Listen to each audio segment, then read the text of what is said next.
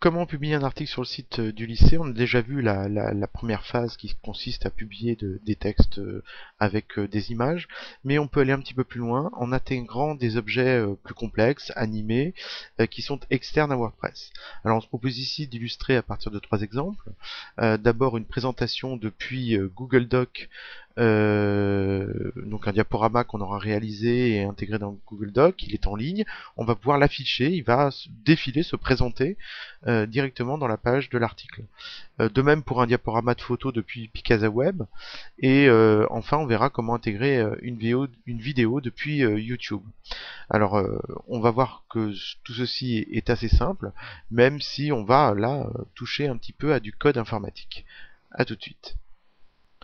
Alors nous nous sommes connectés à l'interface d'administration et nous retrouvons donc l'environnement habituel pour publier un article. On a déjà donc mis un titre à l'article, on a coché les catégories auxquelles on souhaite rattacher cet article et on a presque terminé là, voilà, c'est fait.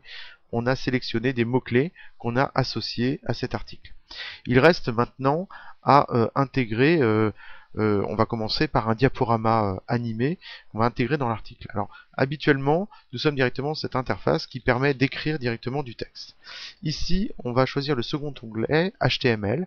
Là, on va directement en fait copier un code informatique qui va appeler le diaporama externe et le faire défiler automatiquement. Alors aucun besoin de savoir coder, on va directement se rendre sur le diaporama pour voir comment procéder. Alors nous sommes sur Google Documents, ici un diaporama qui a été réalisé en ligne et on va voir comment incruster ce diaporama dans l'article de WordPress.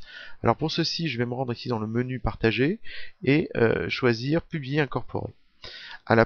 À l'écran suivant, je vais pouvoir maintenant définir des options pour ce diaporama. D'abord sa taille, le rythme de défilement des diapositives, ici on va choisir 3 secondes, et enfin si je veux qu'il démarre automatiquement, ou au contraire que l'internaute clique sur chaque diapositive, et éventuellement forcer le redémarrage automatique de diapositive à la dernière diapositive. En dessous ici se trouve le code, comme c'est écrit juste ici. Il suffit de copier ce code, et ensuite de le coller dans l'article. Donc je copie, voilà, copier, et je me rends maintenant dans l'article, je suis bien dans l'onglet HTML, et je vais coller le code. C'est terminé. Je clique sur aperçu, et on va voir le rendu de ce diaporama incrusté dans l'article. Alors je vais descendre un peu plus bas, et on voit que le diaporama s'affiche automatiquement, et qu'il défile automatiquement tel que nous l'avions paramétré. Voilà. Second exemple, on va revenir sur l'interface de modification. Pour supprimer ce diaporama, il suffit tout simplement de sélectionner le texte et de le supprimer. Voilà. On va voir maintenant comment on peut intégrer un diaporama de photo, cette fois-ci, depuis PicasaWeb. Alors je me rends sur PicasaWeb, je suis connecté, identifié avec mon compte. Voilà le diaporama. Alors pour incruster ce diaporama, j'ai cliqué sur lien vers cet album et juste en dessous apparaît ici un menu insérer un diaporama dans une page web. Je clique ici et à l'écran suivant, je me retrouve quelque chose de similaire à ce qu'on avait tout à l'heure sur la présentation Google Doc. Je vais choisir d'abord une taille. Alors ici, je vais prendre grand, 400 pixels. Je peux éventuellement afficher ou pas des légendes, si j'en ai au préalablement défini. Et ici, j'ai le code. Le code, il se sélectionne automatiquement. Clic droit, copier. Je le refais parce que je suis pas sûr d'avoir fait correctement. Clic droit copier. Je me rends sur la page. Je suis bien sur l'onglet HTML et je colle le code. Le code est collé. Alors, pas besoin de savoir comment ça fonctionne, hein. Pour nous, on l'a copié, ça va fonctionner. On va quand même vérifier.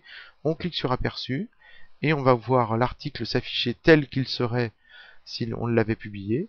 Et on voit que le diaporama défile automatiquement. Je reviens sur l'onglet article, sur la page de l'article. À noter que j'aurais pu, alors si je reviens ici sur la page visuelle, j'aurais pu bien évidemment là écrire un texte, d'accord, un texte à côté ou au-dessus de l'image. Voilà, pas de problème, c'est tout à fait possible, hein. Dernier exemple, je vais maintenant non pas coller un diaporama de photo, mais carrément une vidéo. Donc je me trouve dans l'interface YouTube, hein, dont je suis propriétaire, hein, je me suis inscrit, j'ai sélectionné la vidéo que je veux incruster dans la page, et donc ici je vais cliquer sur le bouton partager. Ce bouton partager affiche donc un menu supplémentaire, et je retrouve cette idée là d'incrustation, d'intégration. Je clique sur intégrer, et je vais retrouver bien des options similaires à ce qu'on avait précédemment sur les autres types de documents.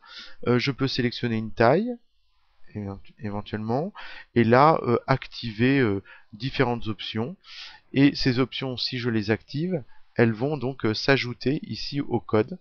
Ce code, c'est celui que je vais copier, hein, comme c'est indiqué ici. C'est ce code là que je sélectionne et que je vais copier pour ensuite le coller dans l'article. Donc je reviens à mon article, toujours sur l'onglet HTML, je colle cet article et je fais l'aperçu. Et on voit immédiatement la vidéo qui est incrustée dans l'article. Donc voilà 3 exemples simples qui montrent que, bon, en étant un petit peu attentif, mais sans connaissance particulière en codage de page web, on peut facilement intégrer des animations, des présentations, des diaporamas de photos, des vidéos et bien d'autres objets qui proviennent de ce qu'on appelle le web de zéro, hein, c'est-à-dire ce web dans lequel on peut publier facilement et réaliser des créations multimédia. Donc voilà ce dispositif.